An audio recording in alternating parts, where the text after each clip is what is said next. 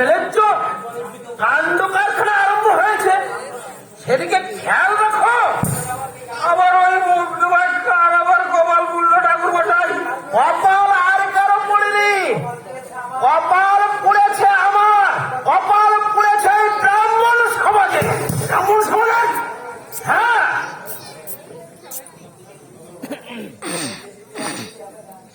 শোনো, ওইতে টিপে আর তোমাকে খেতে হবে না।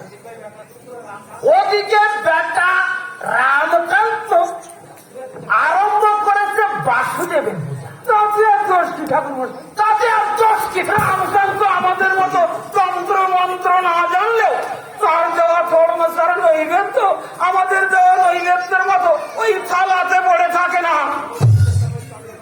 তবু বাসুদেবকে আমি ওই চন্ডালের খেলার পুতুল হতে দেব। ষোলো কথা ধর, যে কোনো ভাবে ওই বাসুদেব মূর্তিটা আমি চাই।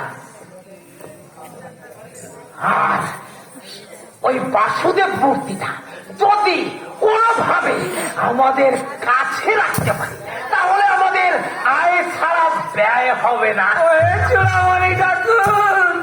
আয় তো চতুর্দিক দিয়ে আপনি একেবারে কম করছেন না, তবে আবার ওই পরের ভগবানকে এই কাড়াকাড়ি করে আমাদের লাভ প্রমাণ না থাকতে পারে।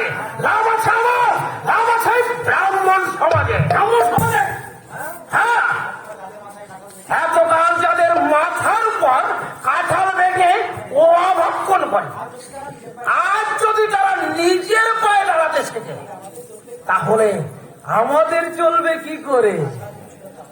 আর তাছাড়া তুমি তো জানো কথা ধর, আমার 10-12টা ছেলে, তাদের মুখে আমি আবার অন্ন জোঠাবো কি করে, সেটাও আমাকে ভাবতে হবে। মস্ত বড় ভুল করেছে ঠাকুর মশাই। কি ভুল করেছে? ওই আপনাকে 10-12টা ছেলে মেয়ে না দিয়ে যদি 101টা ছেলে দিত।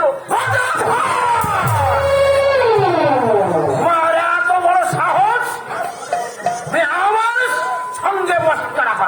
বলি কি আপনার ডজন ডজন ছেলে মেয়ে থাকতে আমার কোন বাগান থেকে ওই একটা বাউন দুলে ছেলে ফুরিয়ে এনেছেন? আমার মোটেই ভালো লাগে না। তোমার ভালো না লাগতে পারে, কিন্তু আমার লাগবে। আজ ওরই কৃপায় 3 বেলা 3 সন্ধে ঘি ভাতে ভুড়ি হজম করতে পারবেন না।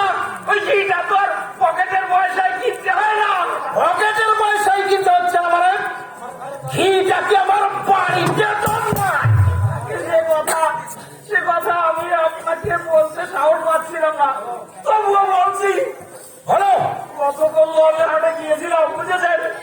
আপনার ওই গুলোবার ছেলে বান্ডগিরিত ক্রয় করেছে। আরে গুরুদার ছেলে এক বান্ডগিরিত ক্রয় করবে? বলি ওই গরিব বেচারির মূল্য দেওয়া তো দূরের কথা, ওই ভাণ্ডটাও ফেরত যায়নি। ভাণ্ডটাও ফিরে যায়নি? হতো আরো আছে, আরো আছে কথা ধর। গত পরশুদিন আমাদের ওই জমিদার বাড়িতে পূর্ণের নিমন্ত্রণ খেতে গিয়ে সেখান থেকে ও নগদ 700 টাকা চুরি করে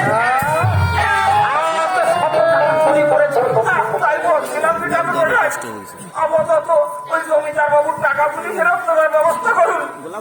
ব্রাহ্মণ সমাজে আমাদের জাত মান একেবারে চুলোর সাথে মিশে যাবে। ষোলো কথা ভাব, চুরি বদনাম যখন একবার হয়েই গেছে, তখন টাকা ফেরত দিলেও ওই তোর নাম কিন্তু আর লাইট দিয়ে যাবে না।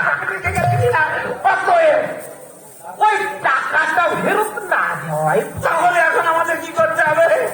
কি করতে হবে না? ওই বাসুদেব মূর্তিটা আমাদের ছিনিয়ে আনতে হবে।